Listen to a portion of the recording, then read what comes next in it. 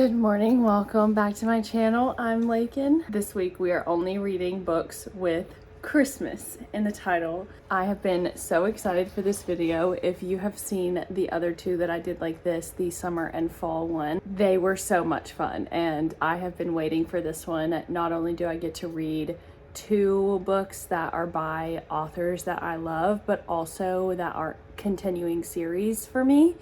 So this will be so much fun. Sorry, my nose is so red. We've been outside walking and it is freezing. So the first book that we will be reading in this video is none other than The Christmas Bookshop by Jenny Colgan. Is this not the most beautiful cover you've ever seen? Like straight out of a Hallmark movie. I am so pumped for this. Jenny Colgan is an author that I have fallen in love with this year and I have read so many of her books.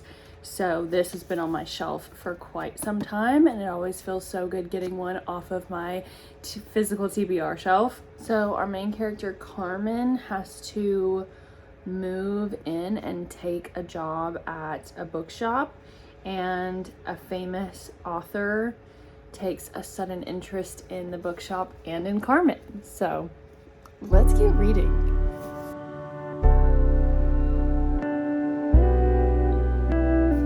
I just got to chapter 3 and my friend Lexi got this for me. Isn't it adorable? So I just got to chapter 3 and what it seems like is Carmen. I'm going to try to explain the books more in this video than I normally do. I kind of like leave it super vague. I'm still going to try not to do any spoilers, but I'm going to try to explain a little bit more about what the book is about. Right now we just met Carmen and Sophia. They're the two sisters, and Sophia is the sister that kind of like has her shit together. She's a lawyer, she has kids, she's pregnant, and then Carmen is like the black sheep of the family, and I don't really like appreciate how they're talking about Carmen, but I get it. Like, it's for the plot. That's what I have to remember. It's okay. Carmen just lost her job at like a Macy's is kind of what it seems like. You know how like JCPenney and Macy's and all that, like they're going out of business? That's what it seems like is happening like on this trip to the shop that she worked at. It seems like in the city that, I think it's Edinburgh, is where Sophia and her family lives, in her like perfect house and her perfect job and her perfect husband and all of this stuff. But it seems like it's like a hustle bustle city that needs more workers than where Carmen's shop was. So that's where we are right now. I'm hoping that it will get a little bit more positive. Again, I'm only 3 chapters in and they have to start it somewhere. I'm hoping things look up for Carmen. She didn't go to college and she seems like a rebellious girly pop. So I'm hoping that the main character, or our FMC, like gets her happy ending by the end of it. So I have a few pages left of The Christmas Bookshop and I got comfy, got cozy. Carmen has had some very low lows and she's now starting to have some high highs. I'm really obsessed with her relationship with the shop owner. I didn't think that he would have this big of a role in the story that he does. And he really like got Carmen to open up a little bit and like be more herself and like kind of take control of the shop while still taking care of him.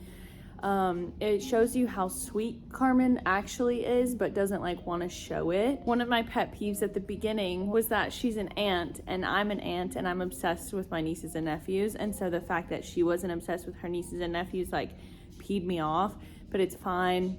She got better. She came around. She started taking care of them and like wanting to hang out with them. Cause I'm like, those are your nieces and nephews. Get in there. Start hanging out with them. And so she comes around to them. She takes them to the fair. She meets like a guy that's not the love interest that I thought was gonna be the love interest. But it was more fun because he's like way sweeter, nicer, way better than the famous author guy. So I hope that they get together. They're still like not speaking to each other right now, but her parents just came in. Okay, I think I'll stop there and go finish this. Why is this book making me cry? I finally finished The Christmas Bookshop. It had one of the most heartwarming endings I have ever read, I think. It just made me like, I was smiling through the entire epilogue. Like, the grin on my face would not go away. I thoroughly enjoyed the ending of this book. I will say that. I cried just a little bit on like a few pages. Carmen definitely had one of the best character arcs. In my opinion, it is just in true Jenny Colgan fashion to make you love every single character you encounter, except for maybe the nanny. I hated her, actually. It makes me so excited. I want to read the second one in this duology. I'll save that one for next year, I think. I definitely want to read it, though. I gave this book 4 stars.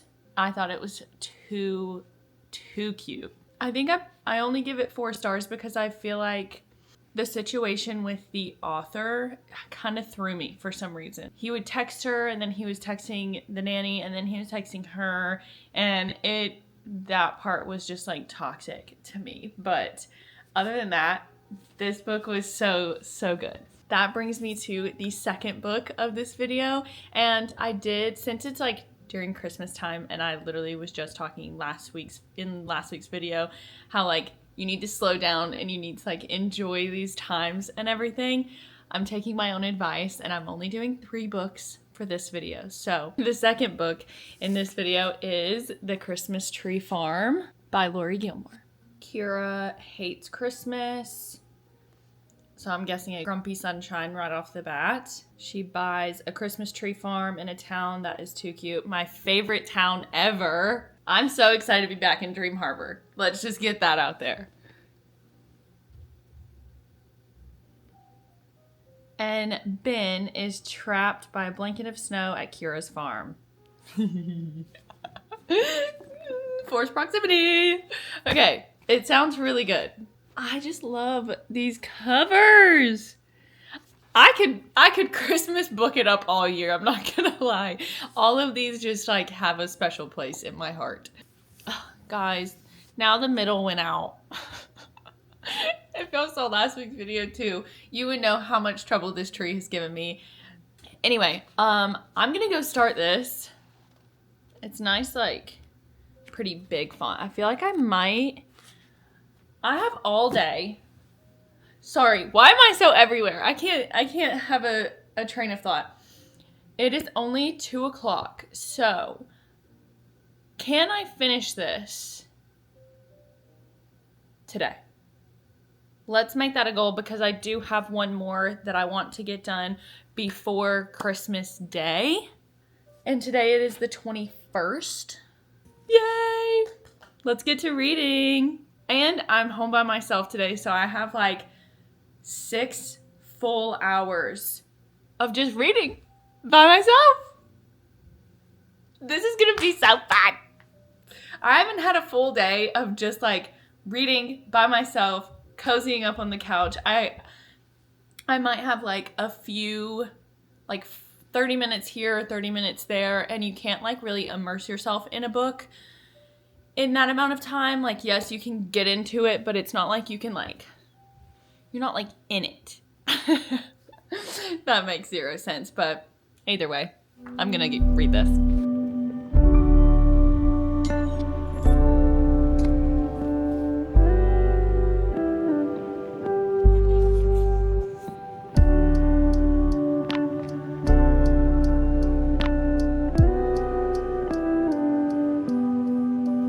Our main character like actually really hates Christmas. That's insane.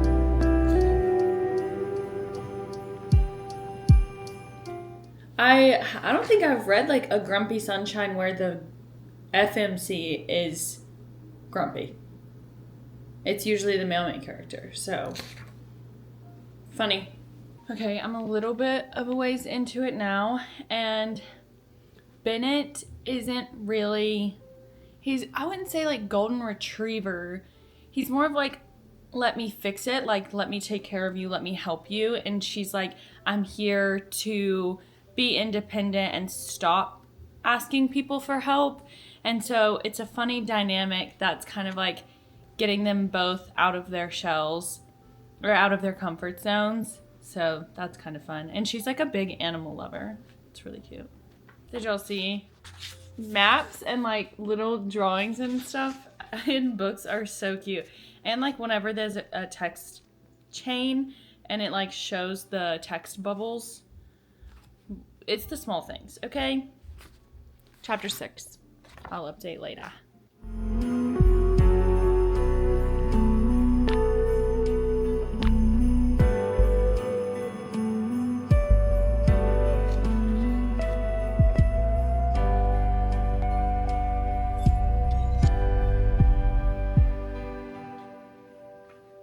They're ice skating, being all cute. This makes me want to go and get a real tree. I mean, these are a hassle just as much, you know? So why not? Okay, I just got to chapter 13. Dang. These are just such easy reads. They just like flow and you just get into it and you're like, okay, that did not feel like 2 hours. I was just sitting here. I also like made some tea and put some dishes away and things like that, but I always think it's funny when covers look like this and then it gets so raunchy. It's like they're lying to you. Also, did y'all know that they sell books now at like Marshall's and TJ Maxx? I found this there. Actually, Gavin found this there. But it literally says a small town spicy festive romance. Does that look like a spicy romance to you?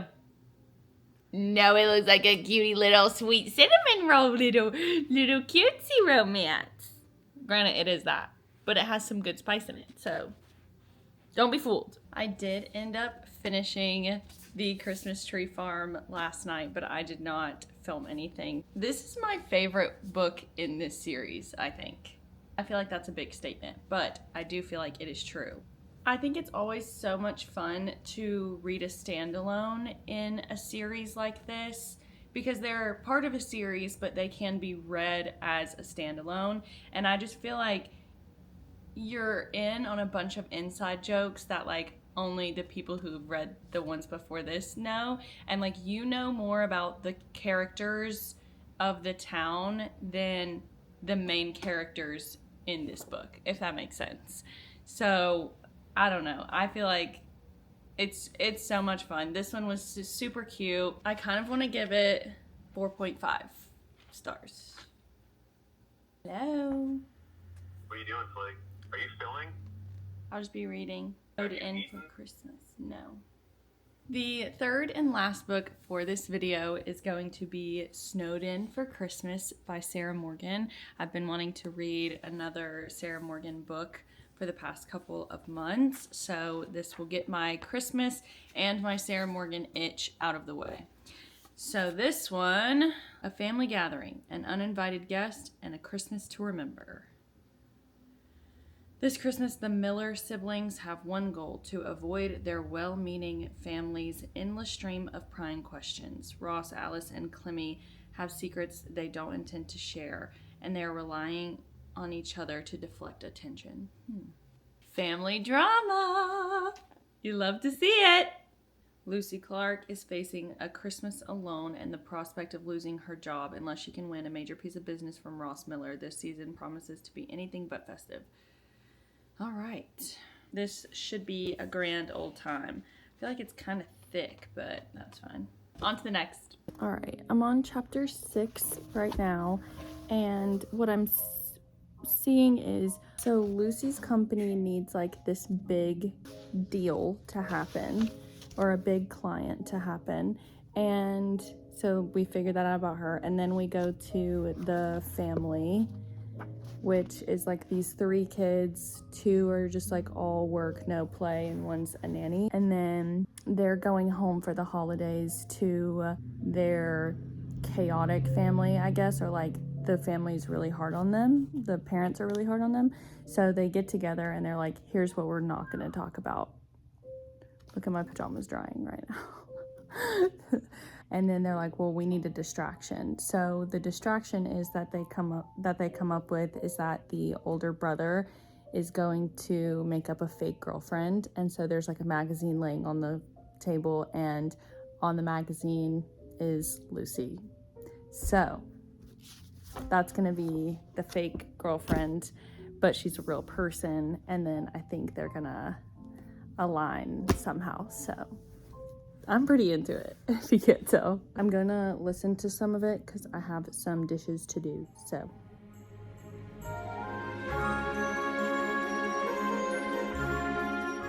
I think Lucy's going to their house. I think that's what's about to happen. Hello, I am listening to the audiobook right now. I have a long drive, but the sisters were arguing about like, oh my gosh, why did you tell our parents and grandparents that Ross is dating Lucy when he's really not? And they were like, okay, it's fine. We'll just say that they broke up. What could go wrong? Nothing could go wrong. Boom. Next chapter, Lucy just showed up at the door. And they're like, oh my gosh, Lucy, come in. That's that moment where you're like, I know something bad's gonna happen, but it will be all for my entertainment. Good morning. Sorry, I look ridiculous, but oh, look how cute this is. It's me and my fam. Just got to chapter 18. We're about this much. We have this much more to go. Like, the tension is doing well, I think, between her and Ross, but I feel like I need a little bit more. And if they don't do that within these pages, I'm gonna be disappointed. I just finished Snowden for Christmas. It was really cute. I was really happy with the way that it ended. I will say, if you're not in the mood to be like, I don't know, I feel like it makes you like reflect on your conversations that you have with people and how you handle certain situations. If you're not in the mood to reflect on that, then I don't know how much you would like this, but I was in like the perfect mindset for it. It was a perfect book to read over Christmas. We had a lot of driving to do, so I got through this one pretty quick. It was a fast read. I'm glad it was like a little bit more than a mindless read. Like, you really had to pay attention to this one, but I kind of appreciated it after the last two books that I did. Oh, look what I'm working on. You want to see? I got it for Christmas. It's one of those scratch off paintings. It's been really fun. I'm giving this one a 4 stars. I feel like the end was a little bit rushed for me. Like, the resolution to all of the characters' love lives, I guess you could say. The resolution was a little bit fast. I wish there was a little bit more tension and buildup of Fergus and Clemmy, but I do like Ross and Lucy's, like, their back and forth. Same thing there though. I wish there was like a little bit more. They did get to know each other. I don't know. I feel like there was like a little something missing in that aspect of it. But overall, super cute. I'm glad I got another Sarah Morgan checked off. She's one of my favorites. So that is all for my only reading Christmas books for a week. This one was so cute and so fun. They all put me in like the best moods. Not only Christmassy, but also it makes you feel so loved. It's like watching a little Hallmark movie. Yeah, I hope you enjoyed. Stay tuned. Next week is going to be part 2 of my Korea video. So I will see you then. I love you so much.